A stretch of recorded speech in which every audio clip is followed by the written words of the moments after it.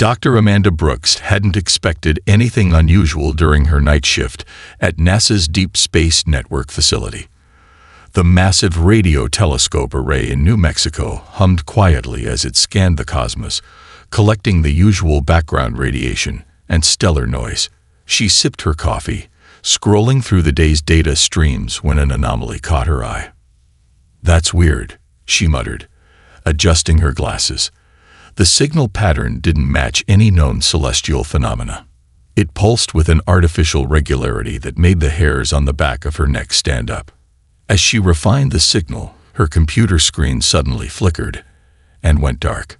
Before she could reach for her phone to call it, symbols began scrolling across her screen. Alien script, dozens of different writing systems, none of them human.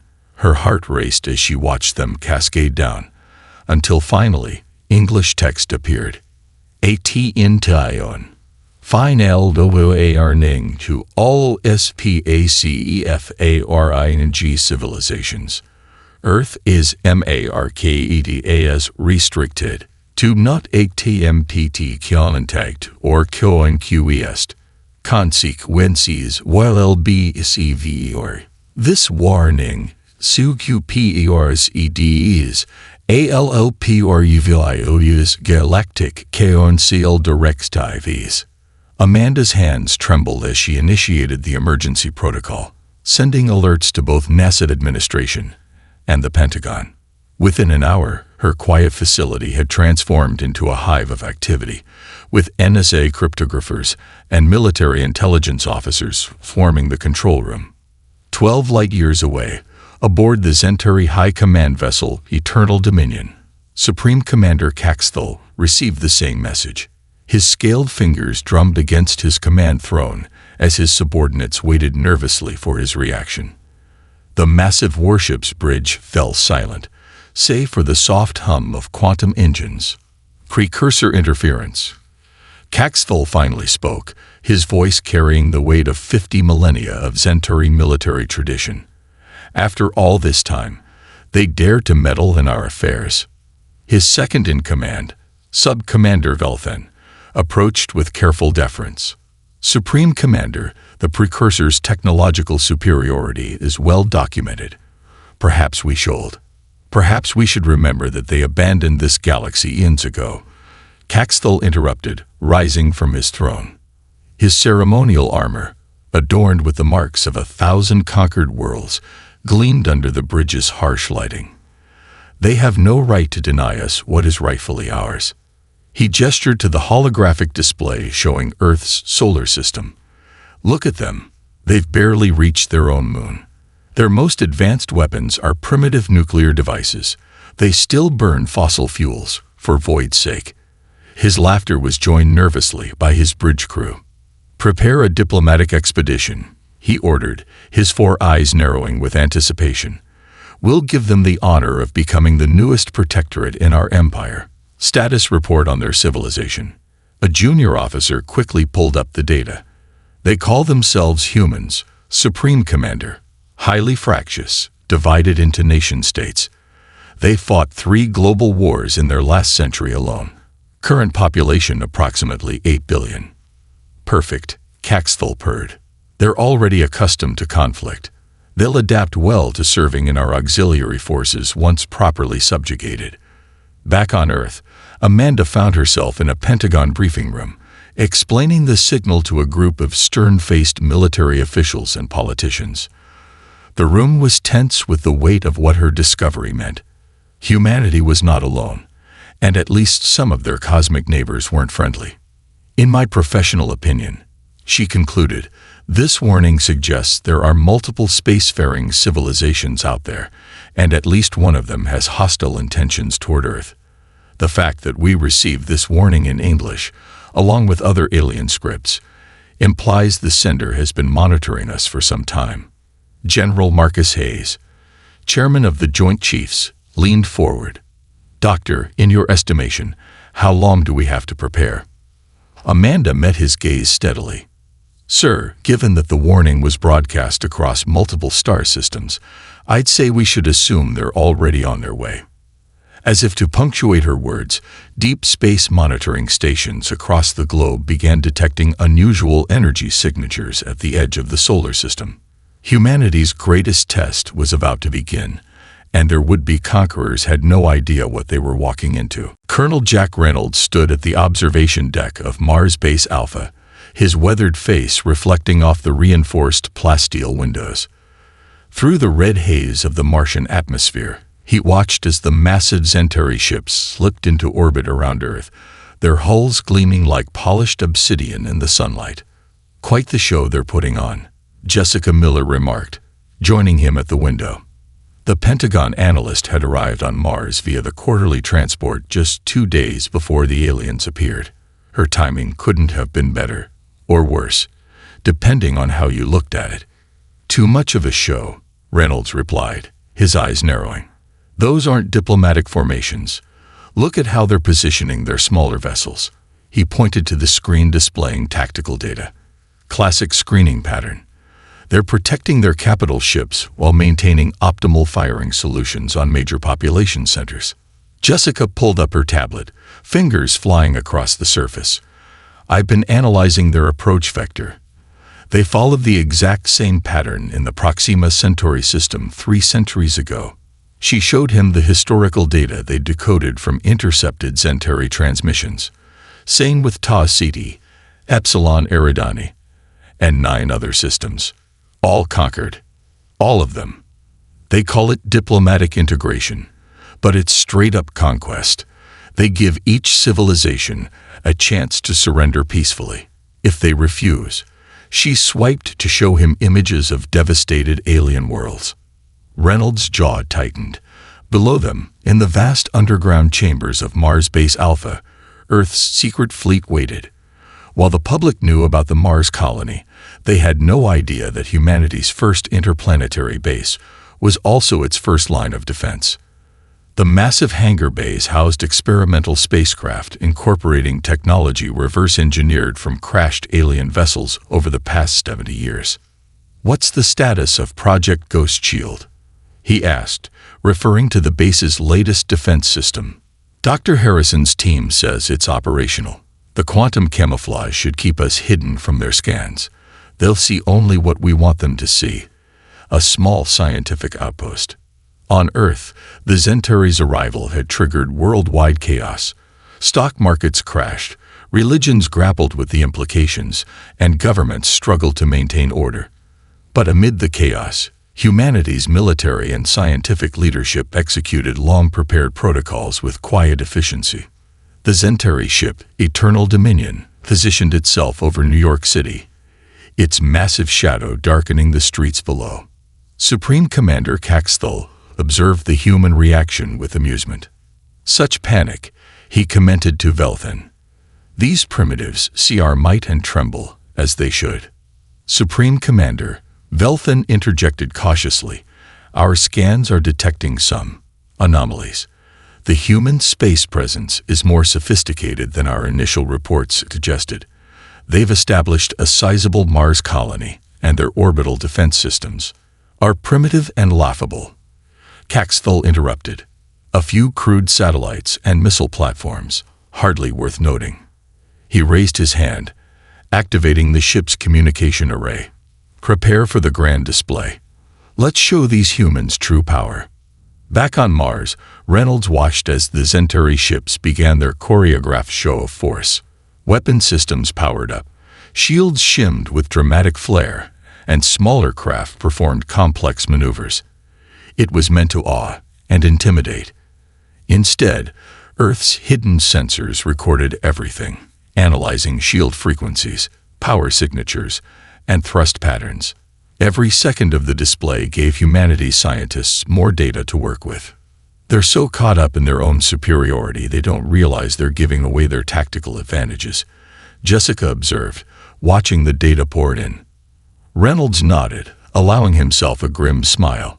"Pride comes before the fall. We've got 36 stealth probes tagging their ships with quantum trackers right now. They're so busy showing off, they haven't noticed they're being marked for targeting." A priority alert flashed across their screens. The Zentari were preparing to broadcast worldwide. First contact was about to become first confrontation, and humanity was far more prepared than their would-be conquerors suspected. "Let them put on their show," Reynolds said quietly. "It'll make it all the more satisfying when they realize just how badly they've underestimated us." Every television, radio, and digital device on Earth simultaneously activated as the Zentari broadcast began. Supreme Commander Caxthal's imposing figure filled screens worldwide, his 4 eyes gleaming with barely concealed contempt.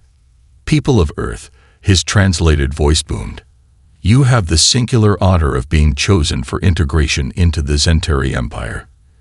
Your primitive civilization will be elevated, your technologies advanced, and your people given purpose under our benevolent guidance. You have 6 Earth hours to surrender your sovereignty. Resistance will be unfortunate." In the White House Situation Room, the Joint Chiefs watched the transmission in stony silence. Lieutenant Commander Mike Davidson stood at attention behind them, waiting to present his covert operations findings. "They're not even trying to hide their weapons charging," he reported once the transmission ended. "The quantum trackers we planted show power building in their main gun batteries. They're preparing for what they assume will be a short fight." The President, her face illuminated by multiple tactical displays, turned to her advisors. "And our countermeasures?" "DARPA's breakthrough couldn't have come at a better time," Davidson replied, nodding to Dr. Tom Harrison, who stepped forward with his tablet. "Their shield technology relies on a predictable quantum frequency pattern," Harrison explained, pulling up complex waveform diagrams. "They haven't significantly modified it in over 2,000 years. Why would they? No one's ever broken through it. But we found their weak point. Their arrogance means they never developed adaptive shielding." Above them, aboard the Eternal Dominion, Caxthal was growing impatient. 4 hours have passed," he growled. "Why haven't they surrendered?"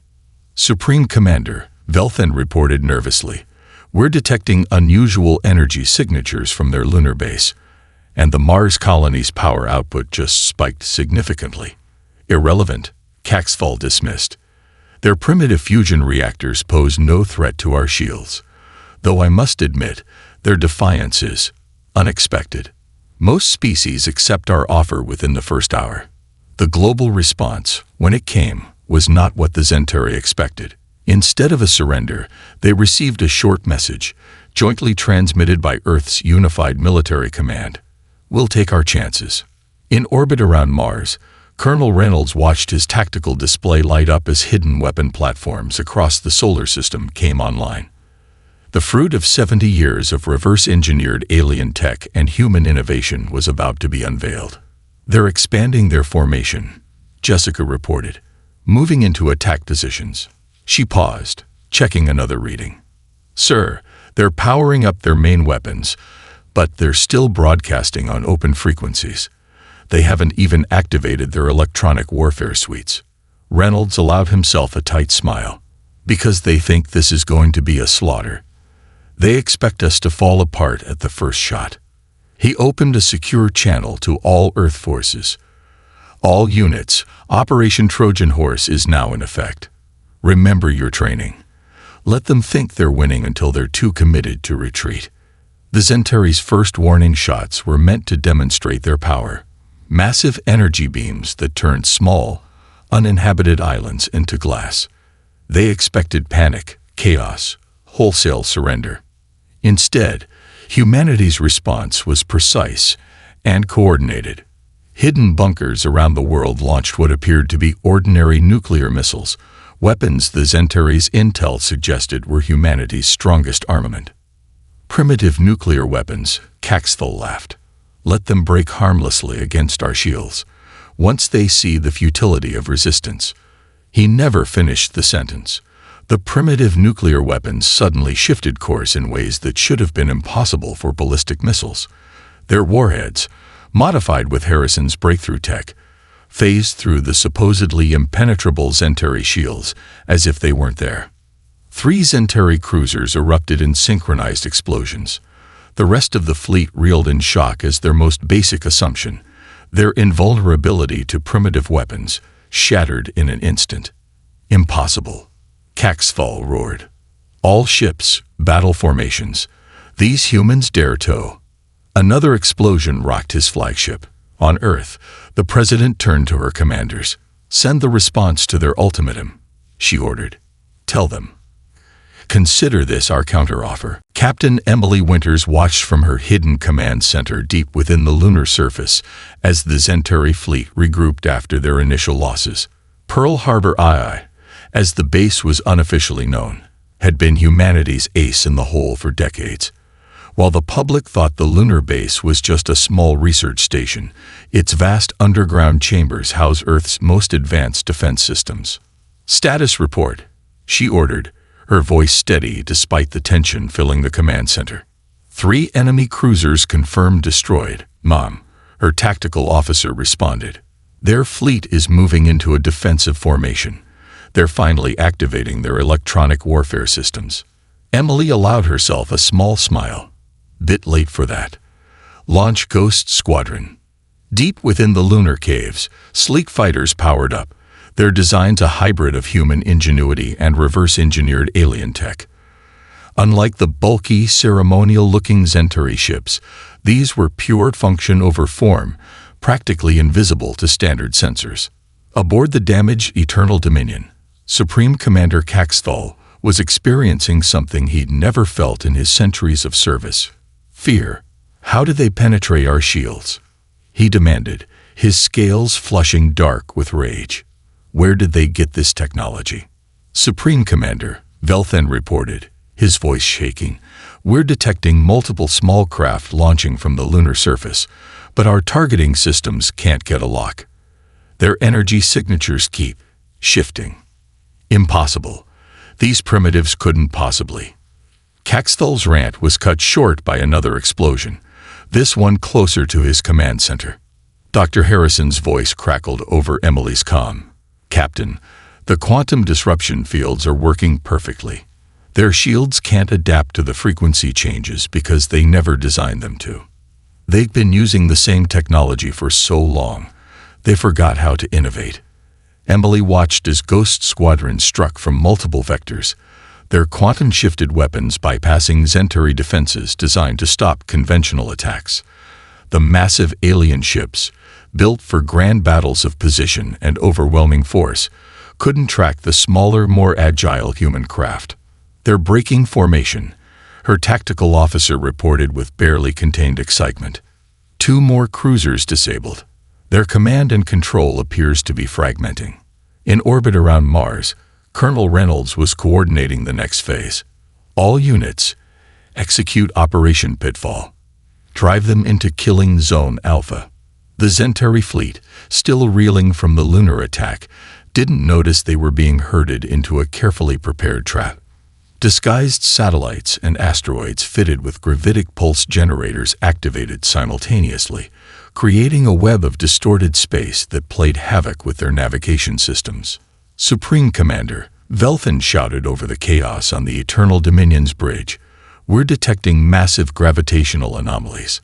Our engines can't compensate.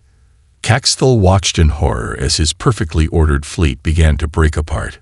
Ships designed for straight-line combat in open space found themselves trapped in a 3-dimensional maze of gravitational eddies. Their rigid battle doctrine had no protocols for this kind of warfare. Fall back, he finally ordered, his pride cracking. All ships, emergency retreat-to.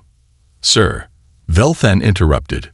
We're detecting new energy signatures. The humans, they're using our own ships against us. The captured Centauri cruisers, taken in the initial surprise attack, emerged from hiding. Unlike their former masters, these ships had been modified by human engineers who didn't care about tradition or proper protocol.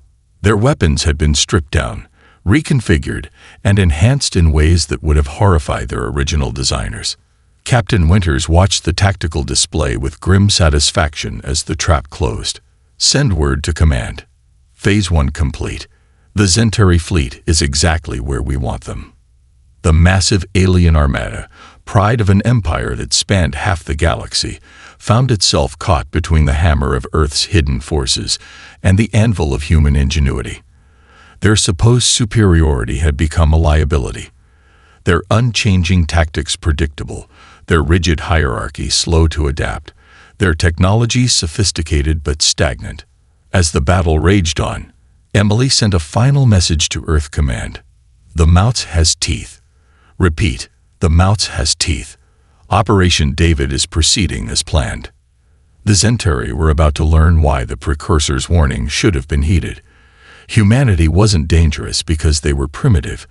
They were dangerous because they could adapt faster than anyone in the galaxy had thought possible. Colonel Reynolds watched from Mars Base Alpha as the asteroid belt came alive with activity. Thousands of mass drivers, disguised as mining equipment over the past decade, powered up simultaneously. The trap they'd laid across millions of kilometers of space was finally ready. All asteroid defense units, this is Control, he transmitted. Execute Operation Rolling Thunder. Dr. Rebecca Martinez's breakthrough in quantum entanglement communication meant every unit received the order instantly, with no light speed delay. The Zentari wouldn't know what hit them until it was too late. Status on the incoming reinforcements, he asked Jessica, who hadn't left her station in 20 hours. Massive hyperspace signatures detected, she reported, her illuminated illuminated by holographic displays. They sent their entire second fleet, over 300 capital ships. She paused, double-checking the readings. They're broadcasting victory songs on open frequencies. Reynolds smiled grimly. Still haven't learned. Target their projected emergence points. In deep space, the Zentari Second Fleet burst from hyperspace in perfect formation, directly into the kill zone. The first wave of relativistic asteroids, accelerated to a fraction of light speed by the mass drivers, struck before their sensors could even register the threat. Aboard his new flagship, the indomitable Virtue, Supreme Commander Caxthal watched in horror as dozens of ships vanished in silent explosions. Impossible. He roared for what felt like the 100th time. They're using rocks as weapons. Rocks. Supreme Commander Velthan reported, his voice shaking. The asteroids. They're not just rocks. They're fitted with gravity drives. They're changing course to follow our evasive maneuvers. The true genius of humanity's defense plan revealed itself. Each asteroid was equipped with simple but effective guidance systems. Instead of trying to match the Zentari's energy weapon technology, humans had turned space itself into a weapon. Dr. Martinez's voice crackled over the Mars Base command channel. Colonel, the quantum network is holding. All units are coordinating perfectly. The Zentari's communication lag is giving us a 3-second advantage in response time. Those 3 seconds proved devastating. The Zentari fleet, accustomed to fighting in rigid formations with predetermined tactics, couldn't adapt fast enough to the chaos of combat where every piece of space debris could be a guided weapon. They're breaking formation, Jessica reported. Their command structure is fragmenting. Each ship captain is trying to save their own vessel. Reynolds nodded. Now Phase 2. Light up the Tesla arrays. Massive energy collectors, hidden in the shadows of Mars moons Phobos and Deimos, powered up. They had been gathering solar energy for months, waiting for this moment. The concentrated beams lanced out, not at the Zentari ships themselves, but at carefully positioned reflector satellites. The space around the alien fleet lit up like a spider's web of lightning, the redirected energy creating a cage of destructive force. Ships that tried to escape the asteroid barrage found themselves flying into walls of pure energy. Supreme Commander, Velthan's voice had moved past fear into something approaching awe. They trapped us in 3 dimensions. Every escape vector is covered. These humans, they turned their entire solar system into a weapon.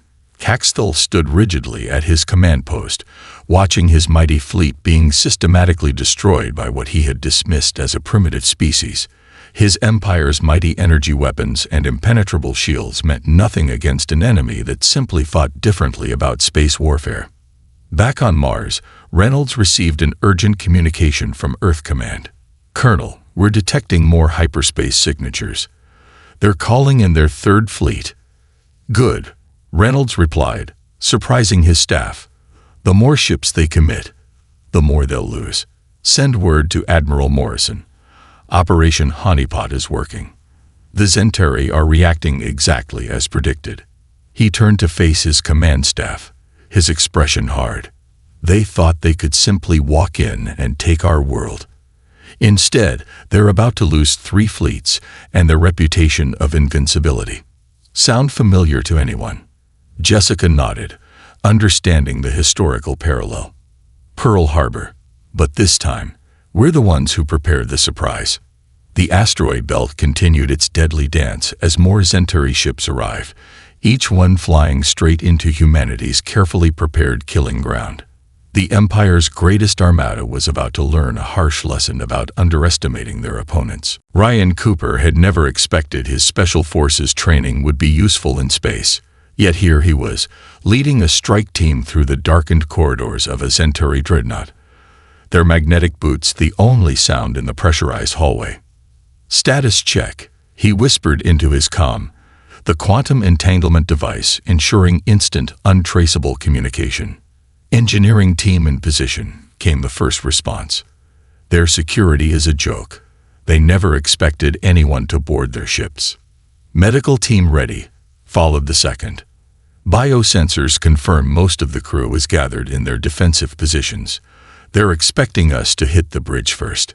Ryan smiled behind his stealth suit's visor. The Centauri's predictability was their greatest weakness. "Execute Phase 1. Let's show them why humans are the galaxy's best thieves." His team had boarded during the chaos of the asteroid attack, their stealth shuttle masked by the debris field. While the Centauri frantically fought off waves of weaponized space rocks, they never noticed the small team of humans infiltrating their supposedly impregnable flagship.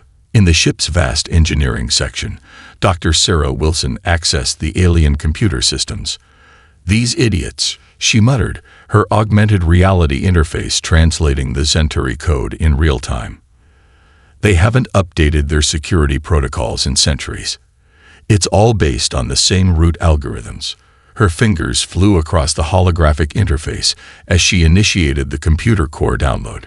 Decades of Centauri technological data began flowing into their quantum storage devices, but what she found made her pause. "Ryan," she called over the comm, "you need to see this. Their entire technological base. It's all copied from the precursors. They haven't invented anything new in thousands of years. They just maintain what they found." In the ship's medical bay, another team made an equally startling discovery.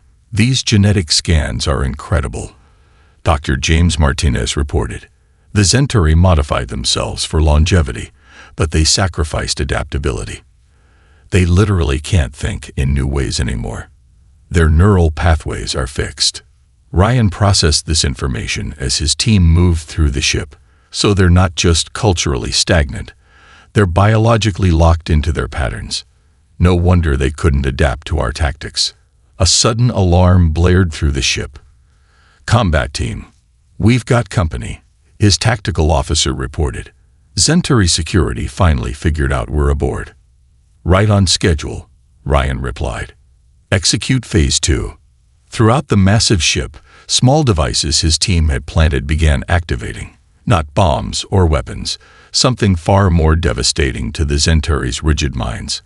Quantum field generators created localized areas where physical laws seemed to fluctuate randomly. The effect on the Centauri was immediate and devastating. Their genetically enhanced but inflexible minds couldn't handle environments that didn't follow their understood rules. Security teams collapsed in confusion as gravity shifted, light bent in impossible ways, and their own technology began behaving erratically. "The ship is ours," Ryan announced 20 minutes later from the captured bridge. The Centauri crew had surrendered rather than face the maddening effects of the quantum disruption fields. "Begin data transfer to Earth Command." The captured dreadnought's databases revealed the full extent of the Centauri's technological stagnation. They had been riding on borrowed glory for millennia, maintaining but never truly understanding the precursor technology they'd built their empire upon. All teams, prepare for Phase 3. Ryan ordered as Earth's engineers began swarming through the captured vessel. Time to show them what humans can do with their toys. Within hours, the first modifications began. Human engineers, unconstrained by tradition or proper procedures, started improving upon designs the Zentari had considered sacred and unchangeable. Systems were stripped down, reconfigured, and enhanced in ways that would have horrified their original users. "Send word to command," Ryan transmitted as the first improvements came online. "Operation Prometheus is successful. We've got their fire, and we know how to make it burn brighter."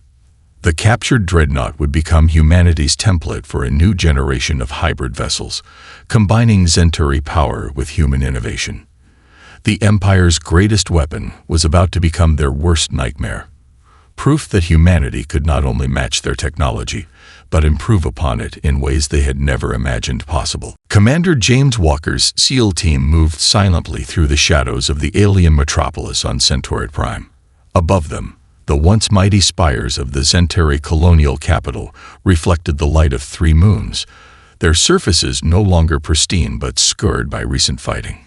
Contact made with the Resistance, his second-in-command whispered through their secure quantum comm. "The Proxima natives are ready. They've been waiting centuries for this chance." Walker checked his hybrid weapon. Human ingenuity merged with captured Zentari tech. Like everything else they'd stolen from their would-be conquerors, humans had improved upon the original design. Begin Operation Wildfire. Across 50 different worlds, similar scenes played out simultaneously. Earth's covert teams had spent months infiltrating Zentari territory, making contact with subjugated species. Each one had a story of humiliation, of watching their culture and independence slowly erode under Zentari guidance. In the shadows of a massive temple fortress, Walker met with the Resistance leader, a tall crystalline being named Zixtal. The Proximan's faceted surface caught the moonlight as they spoke. "Your weapons," Zixtal hummed in their resonant voice. "They are Zentari, but different." "Improved," Walker explained, handing over a cache of hybrid rifles. Like everything else they took from the precursors, the Zentari just maintained the same designs for millennia. "We took them apart, figured out how they worked, and made them better." The Proximan's crystalline surface rippled with emotion. "They told us we were too primitive to understand their technology, that we needed their guidance to advance. They told us the same thing." Walker smiled grimly. "They were wrong." Across the galaxy, the revolution ignited like a carefully prepared wildfire. Subjugated species, armed with Earth's improved versions of Zentari technology, rose up against their oppressors. The Empire's forces, already reeling from their losses in the solar system, found themselves fighting enemies who no longer feared their technological superiority. Aboard the Eternal Dominion, now reduced to commanding a fraction of his former fleet, Supreme Commander Caxthal received the reports with growing horror. "Impossible," he raged, his scales nearly black with fury. "How are they coordinating across such vast distances? The humans couldn't have reached all these worlds so quickly." Velthan, looking significantly more worn than a month ago, pulled up a tactical display. "They've adapted our own hyperspace technology, sir, but they've modified it. Their ships are smaller, faster, more efficient. They're appearing everywhere at once, arming and training rebels before we can respond." On New Terra, formerly the Zentari colony world of Cax Prime, Walker's team led a massive assault on the planetary defense headquarters. The Zentari garrison, expecting a conventional attack, had fortified their energy shields and prepared their heavy weapons. They weren't prepared for their own defense systems to turn against them. "Execute Override Protocol Phoenix," Walker commanded. Dr. Wilson's cyber warfare package, developed from captured Zentari data, sliced through centuries-old security algorithms. Defense turrets turned on their masters, shields protecting the revolutionaries instead of the garrison. The humans fight without honor. A Centauri commander spat as his forces surrendered, without proper protocol. "No," Walker corrected him. "We fight to win. There's a difference." The revolution spread faster than the Centauri could contain it. Their rigid command structure, designed for maintaining order over millennia, couldn't adapt to simultaneous upheavals across their territory. Each victory by the rebels inspired 3 more worlds to rise up. Back on Earth, the tactical displays in strategic command told the story. The Centauri Empire, which had dominated half the galaxy for 50,000 years, was coming apart at the seams. "Send word to all teams," Walker transmitted as another Centauri stronghold fell. "Operation Wildfire is working. The Empire's fighting 100 fires with a bucket brigade." His Proximan allies, watching another sunrise over their newly liberated world, turned their crystalline faces to the stars. "We understood Centauri technology," Zixtal hummed thoughtfully. "We just never dared to question it. You humans, you take it apart just to see if you can put it back together better." Walker nodded, watching as more liberation forces arrived through hyperspace. "That's why they feared us. Not because we were primitive, but because we never stop asking, what if?" Admiral Kate Morrison stood on the bridge of the Earth ship Prometheus, humanity's first true hybrid vessel, as it dropped out of hyperspace near the Centauri homeworld. The ship, like humanity's position in the galaxy, represented a perfect fusion of captured technology and human innovation. "Multiple contacts," her tactical officer reported. "The remainder of the Centauri home fleet is forming up to defend the planet. They've called back every ship they could from the colonies." "And how many answered that call?" Morrison asked, already knowing the answer. "Less than a quarter, Admiral. Most of their ships have either been captured by revolutionaries or are tied down fighting insurgencies." The main viewer showed the Centauri capital world, its orbital rings and ancient megastructures testament to their once great civilization. But something else caught Morrison's attention. A massive energy signature, unlike anything they'd encountered before. "New contact," her science officer called out. It's huge. Energy readings are off the charts." A ship appeared, dwarfing both the human and Centauri fleets. Its design was organic, flowing, completely unlike the rigid geometries of Centauri vessels. The bridge crew watched in awe as it moved with impossible grace for its size. "The precursors," Morrison whispered. "They've returned." All communications channels suddenly activated. A voice spoke, not in any known language, but somehow understood by all who heard it. "The experiment is complete," it announced. "Humanity has proven our hypothesis. On the Eternal Dominion, now the last flagship of a crumbling empire, Supreme Commander Caxthal faced the same revelation. You," he transmitted to the precursor vessel, "you knew this would happen." "For 50,000 years, the voice replied, "we watched your empire stagnate. You found our technology, but instead of understanding it, you merely worshipped it. You became caretakers rather than innovators. The galaxy needed new blood." Morrison straightened her uniform. "That's why you warned them about Earth. Not to protect us, but to ensure they would come in force." "Precisely, Admiral Morrison. Humanity was our solution to galactic stagnation. While the Centauri spent millennia maintaining the same technology, your species advanced from primitive rockets to improving upon our designs in less than a century. The precursor ship's presence prevented any combat, forcing both fleets to hover in an uneasy standoff. On its massive view screens, data began to flow. The true history of the galaxy, the precursor's grand experiment, and humanity's intended role. "We gave you something the Centauri lost long ago," the precursor explained. "The drive to question, to improve, to break rules, and rebuild them better. Your species doesn't just adapt, you thrive on change itself." Caxthal's voice, when it came again, had lost all its imperial arrogance. "Then our empire, our whole civilization, was maintained by fear and stagnation," Morrison completed. "But it doesn't have to stay that way." She opened a channel to both fleets. Supreme Commander, look at what humanity has done with your technology in just a few months. Imagine what our species could accomplish together, not as conquerors and subjects, but as equals. The precursor voice held a note of approval. And that, Commander Caxfall, is why humanity will lead the galaxy forward, not through conquest, but through innovation and cooperation. In the days that followed, representatives from Earth, the former Zentari Empire, and all the liberated species gathered on neutral ground. The Galactic Constitution they drafted enshrined the principles of technological and cultural exchange, guaranteeing both independence and interconnection. Admiral Morrison, watching the signing ceremony from the Prometheus, reflected on how far humanity had come. From a single world to the architects of a new galactic order in less than a year. The precursor's warning wasn't about Earth being dangerous, she mused to her crew. It was about Earth being necessary. The galaxy needed someone to shake things up, to break the cycle of stagnation.